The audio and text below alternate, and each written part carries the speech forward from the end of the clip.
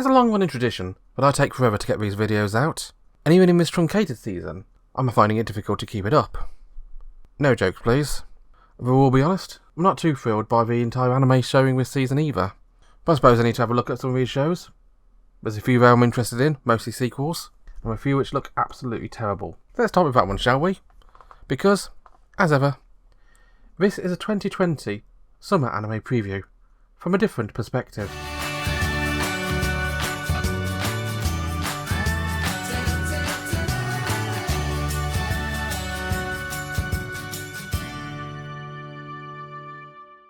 This season's heavily funded by the West anime comes in the form of A God of High School.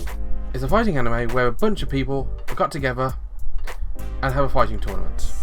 For some reason. I don't really go into the entire reason behind it in the first episode. Ratings, I suppose. But for whatever reason, these bunch of people are brought together to have a fighting tournament to win something.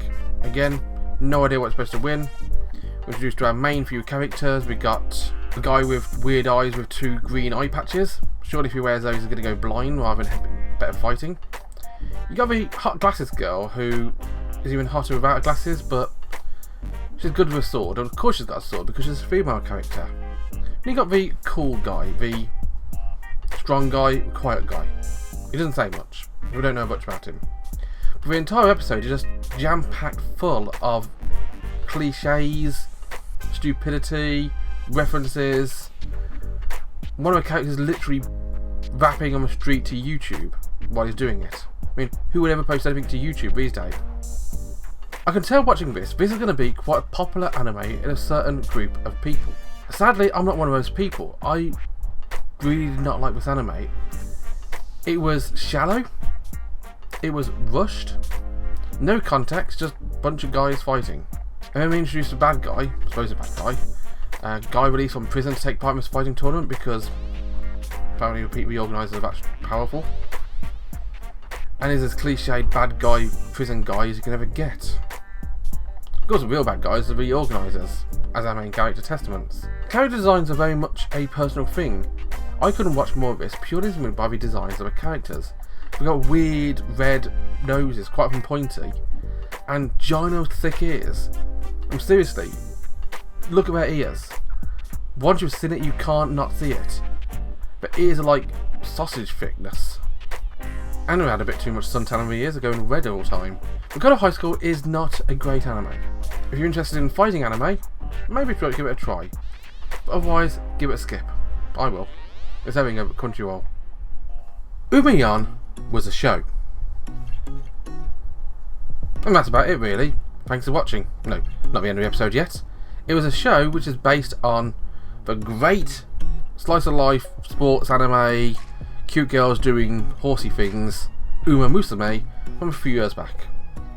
Umeyan takes the winning formula of horse girls going to school and learning to run fast, strips away any of the interesting stuff, and you have a cute girls doing mundane things for no reason anime. At least it is short, so you're not going to be wasting more than 5 minutes of your life watching this. Not that I'd recommend watching it, since it really left no impression on me.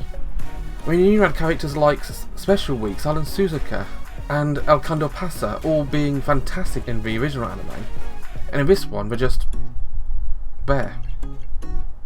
I've no idea why they did this to this show, other than to make more money.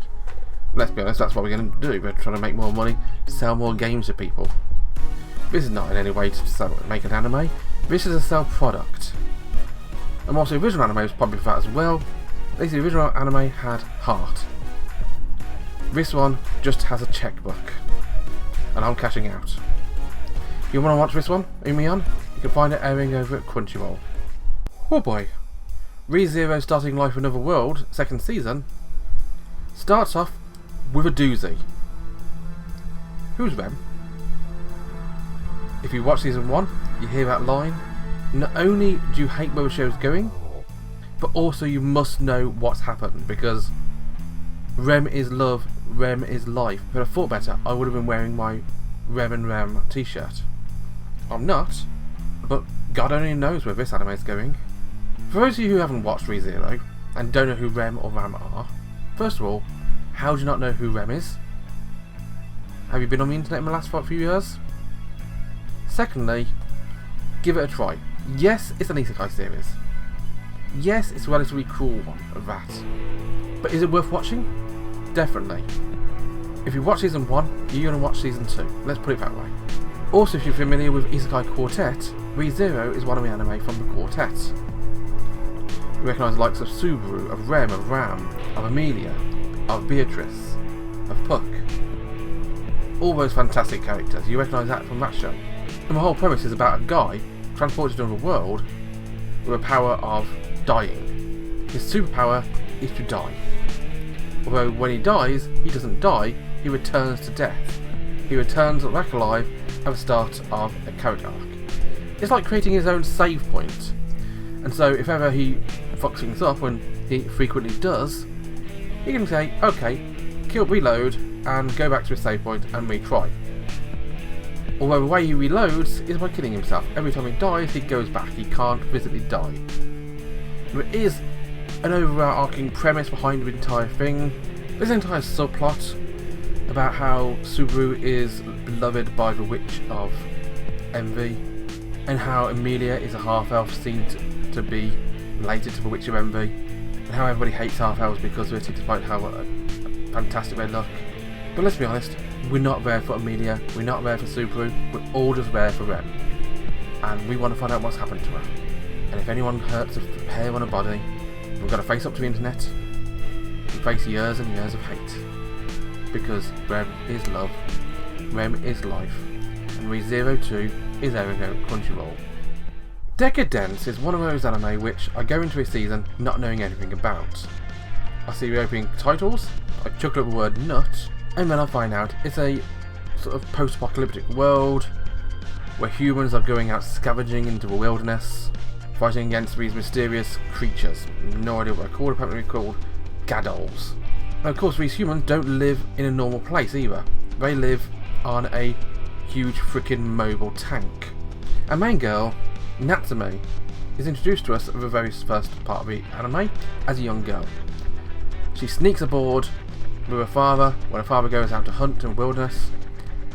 The Gadols attack and she's heavily injured. She loses her arm. Fast forward to modern age and she just wants to go out and fight. She's an adventure-seeking, very energetic young thing, but because of her disability, there's no way we can send her out to fight, we'll just be killing her. So instead she's giving a boring job cleaning the outside of the fortress. In a bit which reminds me so much of the opening credits to Red Dwarf, you just see her hanging off the side of it just scrubbing. This is definitely not fun in the sun, because at one point the Gadol attack and she finds herself with her superior and two other guys just falling to their doom on the side of a tank. Thankfully her superior is actually a cool guy who has clearly seen Attack on Titan, as he uses the falling ropes to become a super acrobatic guy killing the giant monster.